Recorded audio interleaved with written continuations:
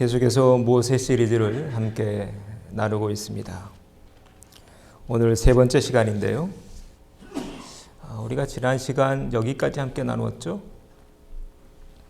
모세가 계속 못 간다고 하니까 너 입을 누가 지었니? 라고 말씀하시면서 하나님 모세에게 용기를 주시는 말씀까지 우리가 지난 시간에 함께 나누었습니다.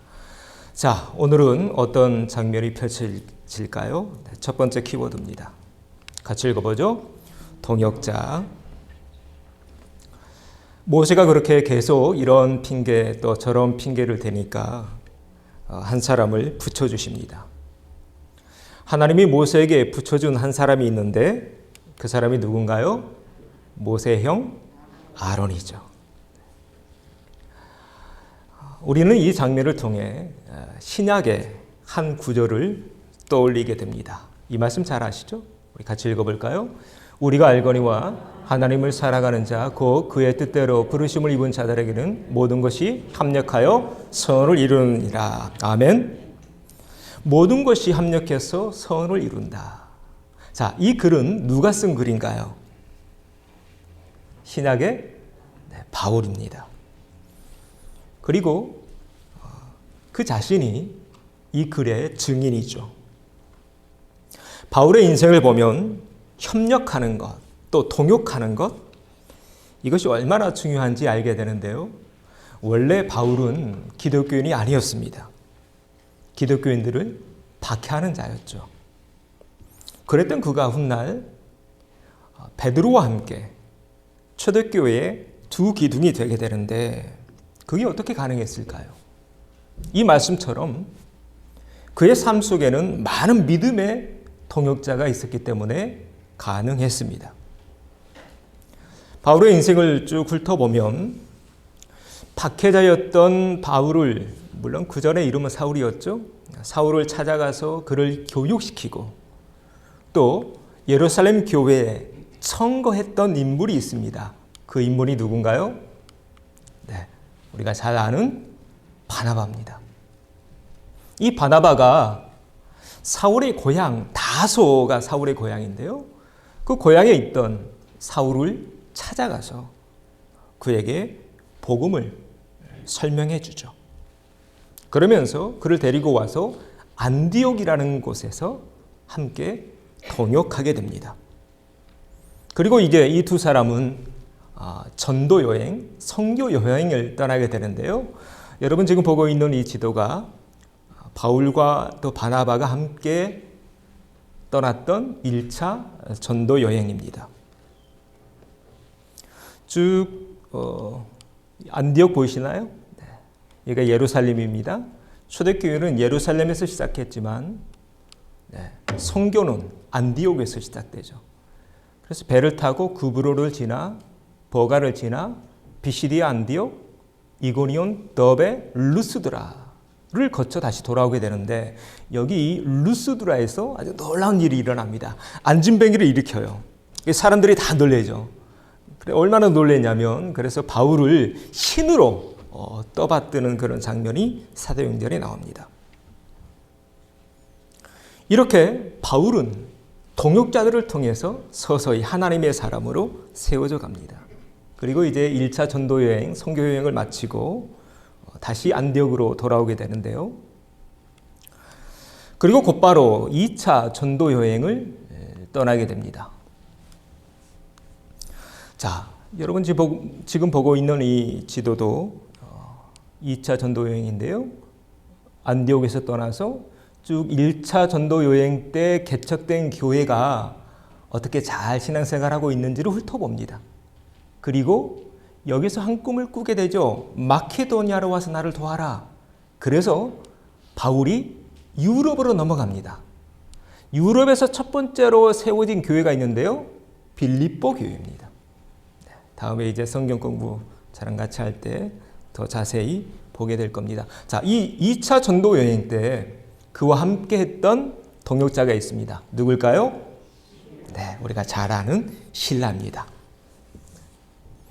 자, 우리가 잘 아는 신라인데요. 신라가 이제 어디에서 큰 역사가 일어나냐면 이 빌립보입니다. 빌립보에서 귀신 들린 여인을 이제 거쳐주게 되죠. 그래서 이 빌립보에서 감옥에 갇히게 됩니다. 자, 감옥에 갇혔을 때 바울과 실라가 옥문을 열고 나오게 되는데 어떻게 해서 옥문이 열리게 되나요? 뭐 하고 있을 때? 기도하고 하나님을 찬송할 때. 그 쇠사슬이 다 풀려지게 되고 옥문이 활짝 열려지는 기적을 체험하게 되죠. 여러분, 이것이 기도의 능력이고 찬송의 능력입니다. 뒤에 이제 오늘 나눌 말씀의 핵심이기도 한데요. 우리가 힘들 때 있죠. 우리가 힘들 때일수록 뭐 해야 될까요? 기도하고 찬송해야 됩니다. 기도하고 찬송했더니 옥토가 움직이고 문이 다 열리고 메인 것이 다 벗어졌다.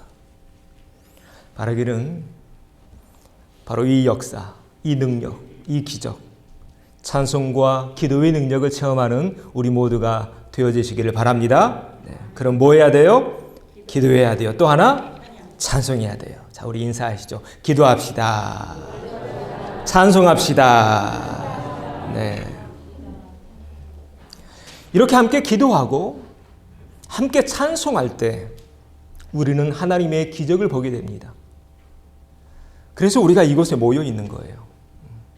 여러분, 주일날 물론 집에서 혼자 찬송하고 기도할 수도 있어요. 그러나 그렇게 하는 것보다 이렇게 모여 있을 때 힘이 더 나죠.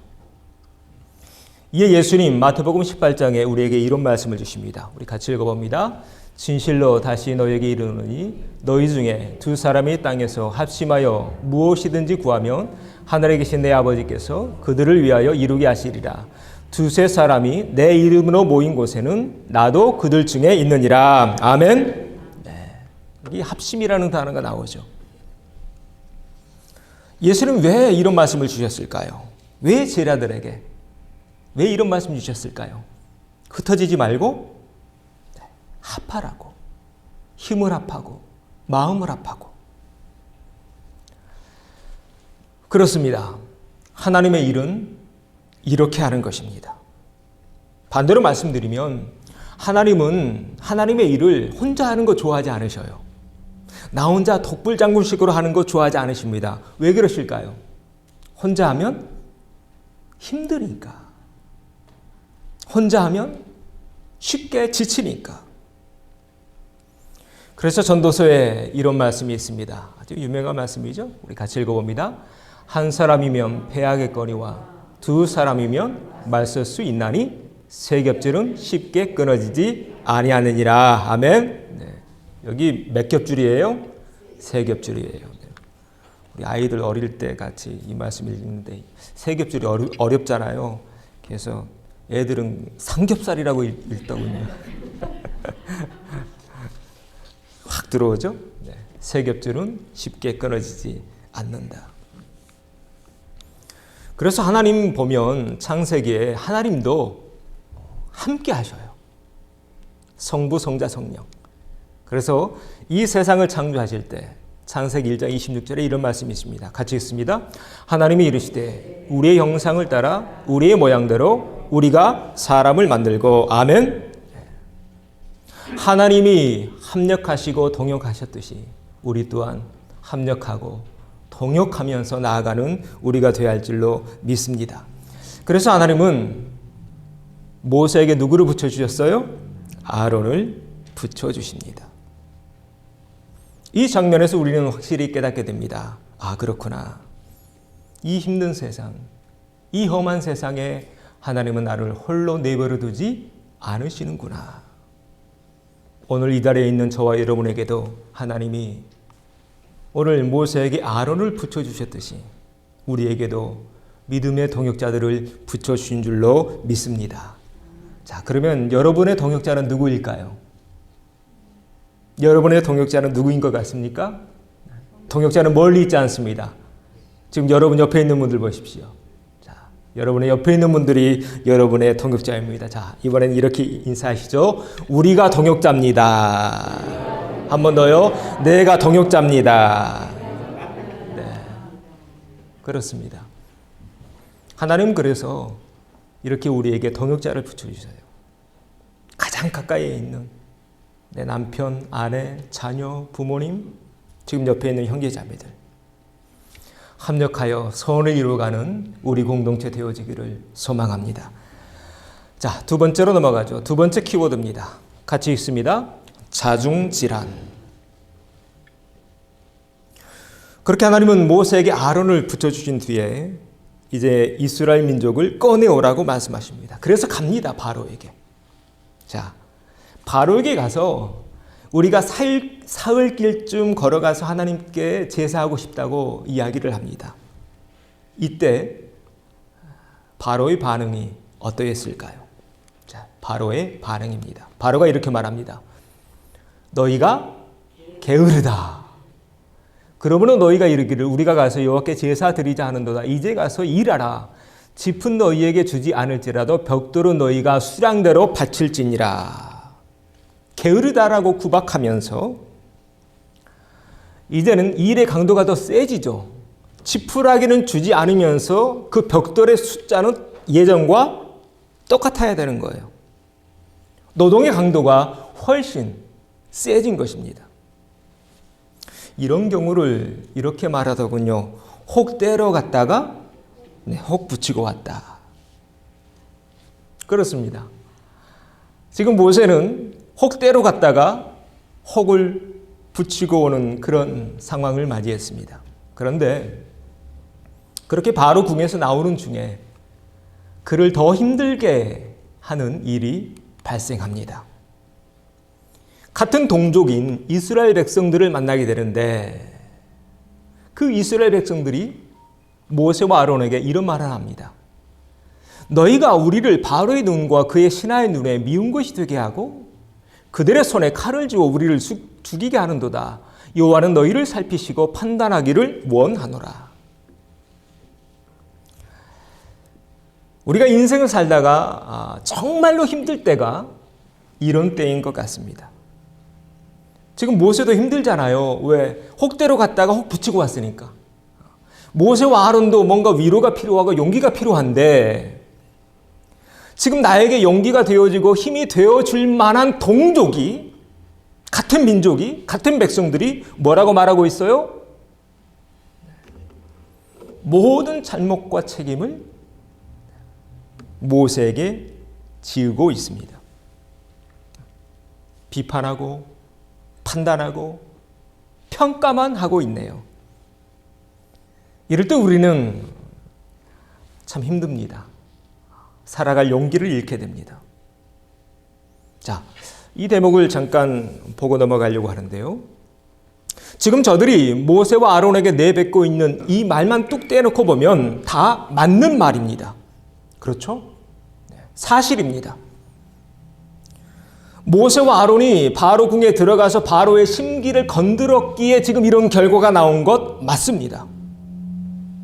그래서 지금 모세도 일을 어떻게 수습하지? 너무 답이 없는 거예요. 그래서 지금 길에 서 있는 거예요.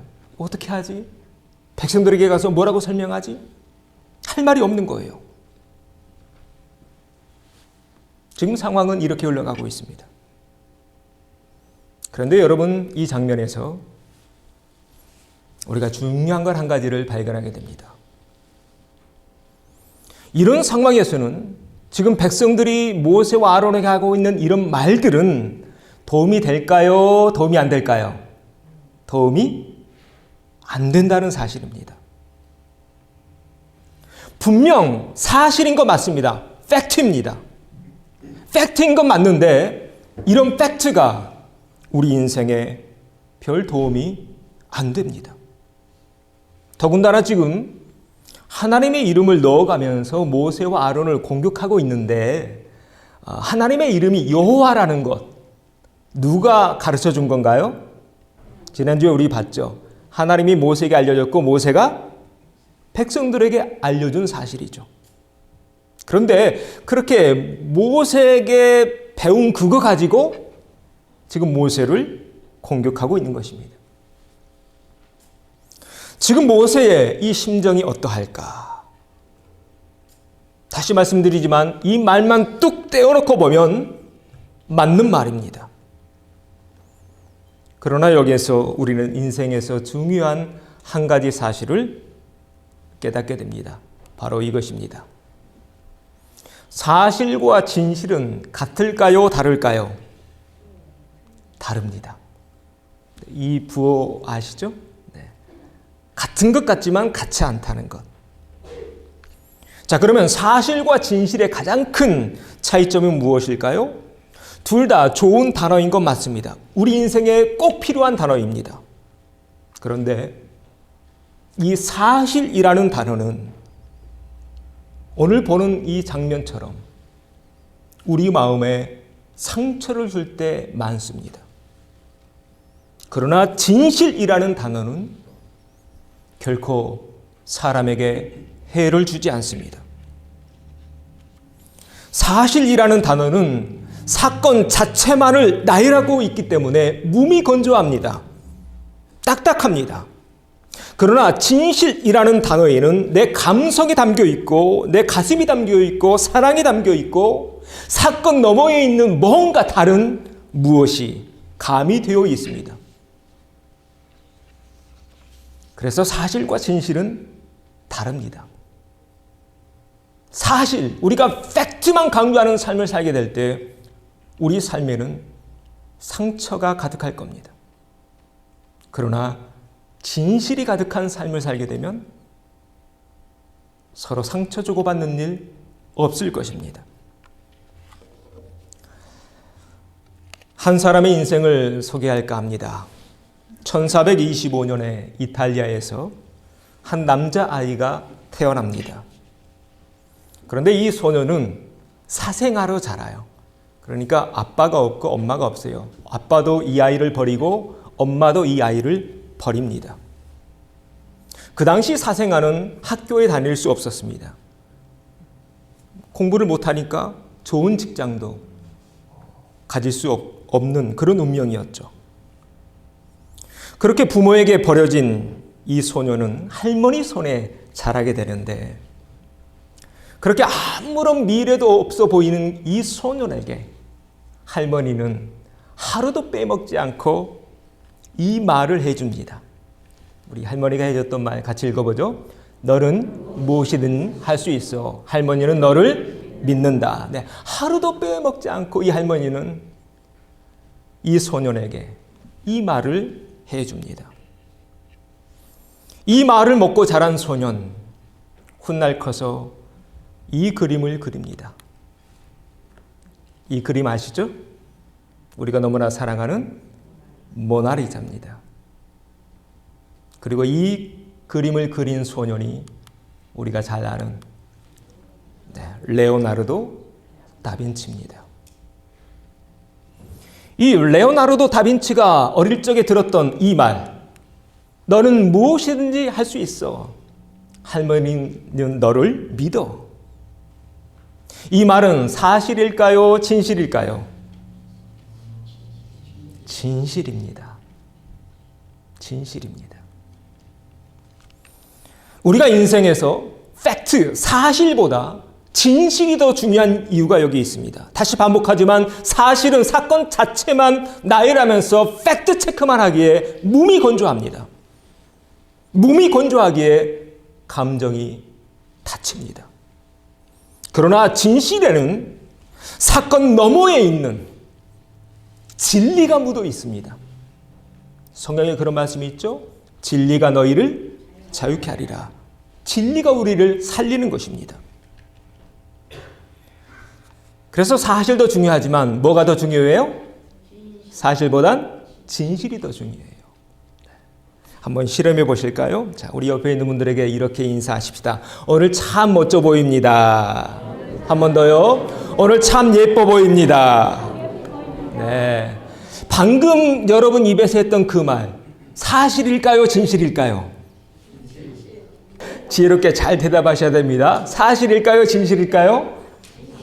네. 따라서 합시다. 사실이면서 진실입니다. 네, 이렇게 대답해야 행복해집니다. 네. 자, 이제 아셨죠?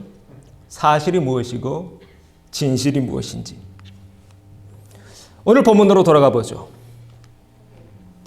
지금 모세도 힘들고 아론도 힘들어요. 근데 이제 막 바로 궁에서 나온 모세와 아론을 향해서 계속 팩트 체크만 하는 겁니다. 굉장히 힘들었을 것 같아요. 그런데 모세가 굉장히 다혈질이잖아요. 그렇죠? 모세가 아주 성질이 급하잖아요. 자칫 잘못하면 아주 큰 싸움이 일어날 그런 상황입니다. 이런 상황을 가리켜서 사자성어로 자중질환이라고 하더군요. 자, 무슨 뜻인가 하니 같은 편 사이에서 일어나는 혼란과 다툼. 지금 같은 편 안에서 우리도 인생을 살다가 가끔 이 단어 만나기도 하죠. 네. 대표적인 예가 뭔가요? 부부싸움이죠. 여러분 전혀 안 싸우고 사시는 것 같은데 저만 싸우고 사나. 네. 같은 편 사이에서 일어나는 다툼. 네. 여러분 부부싸움도요. 그러면 굉장히 힘들어져요. 계속 팩트 체크만 하면 사실 사건만 나열하면 몸이 건조합니다. 답이 안 나와요. 그러면 계속 남 탓할 거리만 찾게 됩니다. 교회 생활도 마찬가지입니다. 신앙생활도 마찬가지인데요. 교회에서 이런 일이 자주 발생하면 여러분 신앙생활 재미없습니다. 그런 교회 가고 싶을까요? 가고 싶지 않게 됩니다. 절대로 부응하지 않습니다. 자, 그러면 어떻게 해야 될까? 어떻게 해야 이 자중질환이라는 이 단어, 자중질환이라는 이 단어 이겨낼 수 있을까? 내 안에서 그렇게 남 탓하려는 그런 본성이 나오려고 할 때, 막 싸움이 벌어지려고 할 때 어떻게 해야 막을 수 있을까? 오늘 그 답을 보겠습니다. 세 번째 키워드입니다. 세 번째, 같이 읽어보죠. 기도. 우리가 모세에게서 배우는 삶의 지혜가 바로 이것입니다. 그렇게 자중질환이 일어날 뻔했던 그런 상황. 자, 모세는 누구를 찾아가나요? 여호와 하나님을 찾아갑니다. 그래서 하나님께 이렇게 하소연하죠. 하나님, 어찌하여 이 백성을 학대당하게 하셨나이까? 어찌하여 나를 보내셨나이까? 내가 바로에게 들어가서 주의 이름으로 말한 후부터 그가 이 백성을 더 학대하며 주께서도 주의 백성을 구원하지 아니하시나이다. 하나님께 내 마음속에 있는 거 다 토로하고 있는 거예요. 이것이 답입니다. 우리 삶 가운데도 가끔 이렇게 다툼이 일어나려고 할 때가 있을 텐데 이럴 때 누구를 찾아가야 한다고요? 하나님 찾아가야 합니다. 일이 잘 안 풀릴 때 누구 찾아가야 할까요? 하나님 찾아가야 합니다. 내 마음속에 상대방을 향한 원망이 나오려고 할 때 누구 찾아가야 할까요? 하나님 찾아가야 합니다. 내 마음속에 남 탓하려는 마음 나오려고 할 때 누구 찾아가야 할까요? 하나님 찾아가야 합니다. 그러면 풀리고 또 그래야 풀립니다. 사람은 누구에게나 남 탓하려는 아주 못난 본성이 있는 것 같습니다. 저를 보니까 그래요. 무슨 일이 생기면 잘된 건 다 내 탓, 잘못된 건 다 힘없는 남편 탓, 와이프 탓. 아주 좀 못된 본성이에요. 가끔 살다 보면 답답할 때 그런 못된 본성이 막 튀어나오려고 해요. 그럴 때 우리는 누구를 찾아가요? 하나님 찾아가야 합니다.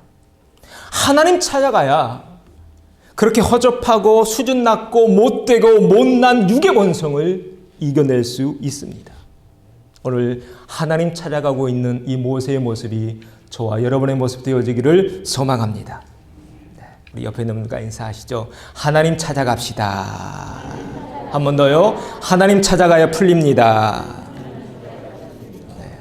이것이 오늘 모세를 통해서 보게 되는 삶의 지혜입니다. 그렇게 모세를 찾아갔더니 어떻게 되었나요? 하나님이 바로 답을 주십니다. 우리 이 말씀 같이 읽어봅니다. 여호와께서 모세에게 이르시되 이제 내가 바로에게 하는 일을 네가 벌이라. 강한 손으로 말미암아 바로가 그들을 보내리라. 강한 손으로 말미암아 바로가 그들을 그의 땅에서 쫓아내리라. 아멘. 오늘 모세에게 주셨던 하나님의 이 응답이 저와 여러분에게도 동일하게 주시는 하나님의 응답 되어지기를 소망합니다. 그러면 누구 찾아가야 돼요? 하나님 찾아가야 합니다. 앞에서 봤죠. 바울과 실라도 옥에 갇혀있을 때 뭐 했나요? 하나님께 기도하고 찬송했죠. 이렇게 기도하고 찬송하고 말씀 가운데 살아가게 될 때 이 자중질환이라는 이 무섭고 또 답답한 이 단어를 이겨내고 그리고 바로와 싸워 이길 수 있는 힘, 우리의 힘, 우리의 능력 되게 될 줄로 믿습니다. 우리 마지막으로 다시 한번 인사하시죠. 하나님께 답이 있습니다. 이번 한 주간도 하나님 찾아가셔서 사단과 싸워 이기시고 여러분 답답한 것들, 싸움이 일어나려고 하는 것들 다 이겨내시고 평안 가운데 승리하시는 우리 모두가 되어지기를 주의 이름으로 축원합니다.